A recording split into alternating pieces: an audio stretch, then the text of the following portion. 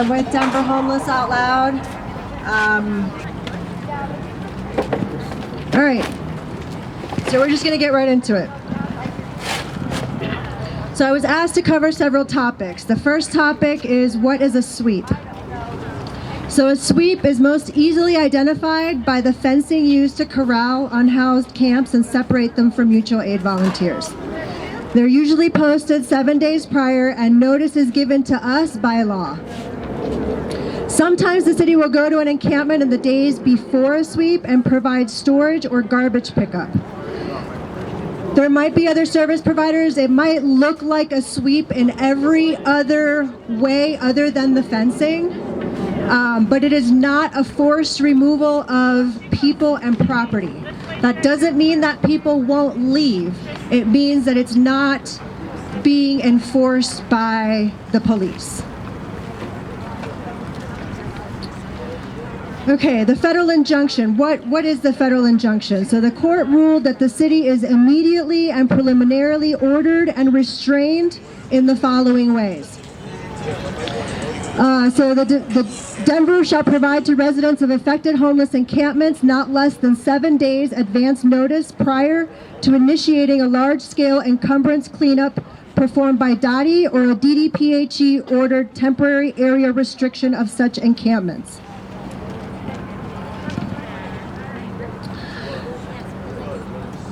The Denver defendant shall be permitted under this preliminary injunction to conduct a large-scale encumbrance cleanup sweep or temporary area restriction sweep with less than 7 days advance notice only in the event that the Colorado Department of Public Health and Environment, DDPHE, and/or Denver Public Health singly or in combination determine that there exists reasonable, evidence-based reasons to believe that a public health or safety risk exists which requires advance notice, which requires the undertaking of such encampment sweeps with less than 7 days advance notice to the residents of those encampments.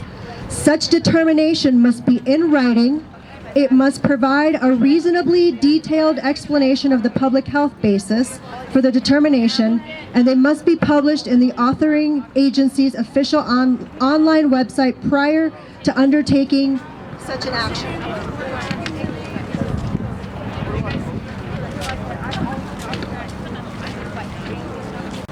And lastly, in the event the requirements for an abbreviated advance notice as set forth above,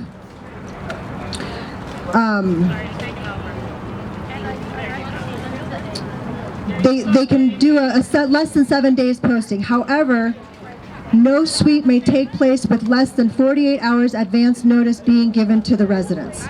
So what does this mean? This means that the city must give a 7 days notice for a sweep. The standard for less than 7 days is pretty high, and we really don't see the city ever meeting that. There is one exception, which isn't technically a sweep. We saw an ADA violation in which the sidewalk was blocked and a blind resident could not get home. And in that case, the city could come out and remove the encumbrance, but they would not be forcibly removing people and taking property. That being said, under no circumstances can the city do a sweep in less than 48 hours. So they cannot come by and say, you have to move now. Even when they post the 48-hour notices, they have to go through this process for a less than 7 day notice. So the 48-hour notices are also not real notices. What does a notice look like? There are several types of notices. There's the encumbrance notice, which is given by DOTI. Then it means that the sidewalk is blocked. There's a public health emergency. Those are given by DDPHE, which is the Denver Department of Public Health and Environment. And this is usually for rotting food, feces or urine, and needles. Trespassing, this would be done by DPD and is a criminal offense. And the property owner can trespass anyone they don't want on their property. So we encourage folks to stay away from private property because this is where they have the least amount of rights.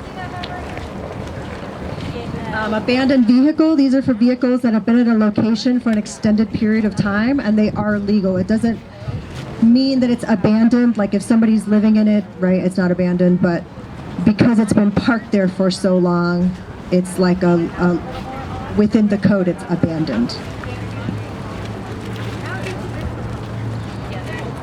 So, which notices are legal? For an encumbrance violation and public health emergency, there has to be a 7-day notice, and D-Hole has to get an email about it. Occasionally, we can catch them on a technicality if they get the cross streets wrong, or they get the date wrong, the day wrong. You know, if they get something wrong, then we can call them on that. 48-hour notices are violations of the injunction.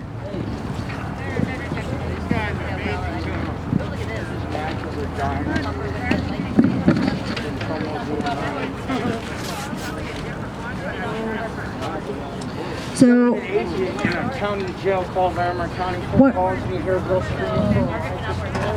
so how to push back? So the most important thing, at least as advocates, is to keep calm. It is really important that nobody antagonize the police in any way. If you do, you will find me in your face directly having a conversation with you. One of the things that we rely on is the recording of the city's violations in order to hold them accountable through the legal system. We try to capture things like property loss and aggression with residents when people are behaving very inhumanely or in a real vulgar kind of way or very aggressive. I don't know, it could be for the mud.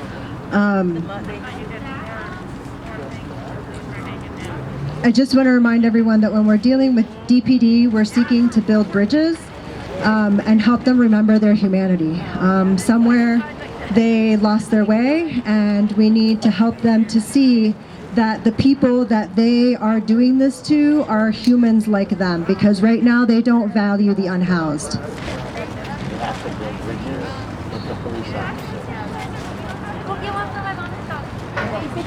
If you catch officers being aggressive, using foul language, report it and ask for mediation. If you want help, let me know.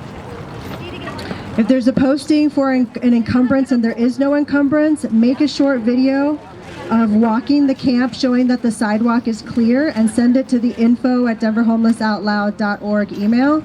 And in the past, when I have done that, I send it to our attorney, they send it to the city, and they stop the sweep. The fencing that neighbors put up to prohibit human survival are ordinance violations, and they can be reported at www.denvergov.org, and you are all encouraged to do so.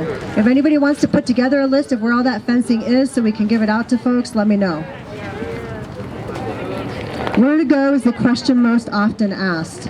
So there's no safe or legal space. What we encourage folks to look for is a good public right-of-way. These are pieces of sidewalk or grass in between the sidewalk and the street. So right here, this would be the public right-of-way. That would be the sidewalk, if this were a street.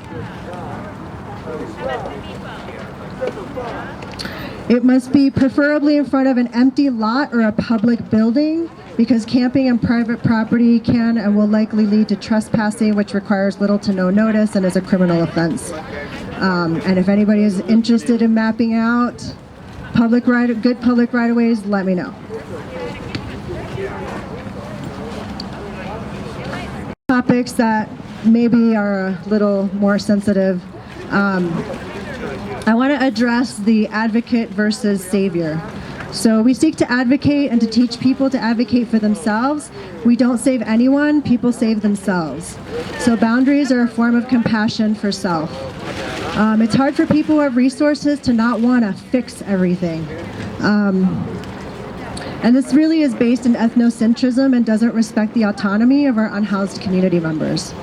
There's also a power dynamic between volunteers, advocates, staff, and unhoused community members, which we need to be aware of and not overstep those boundaries.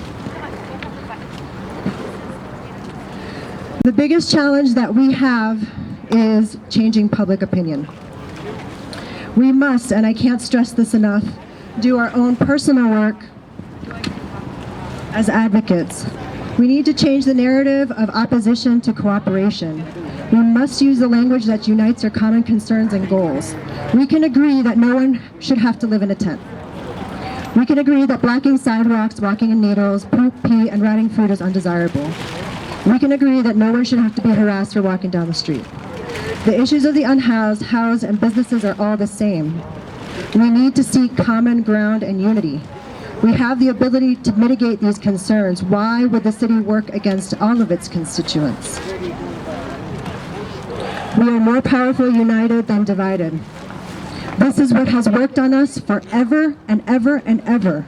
They divide us, we bicker about stupid bullshit, and we can never amass a movement because we can't get past our own personal whatever to come together. We are the ones who make the entire machine work. Bring the mic down about 4 inches. There you go. So that's pretty much my spiel. I am happy to take questions if anybody has them. What was that email again? info@denverhomelessoutloud.org.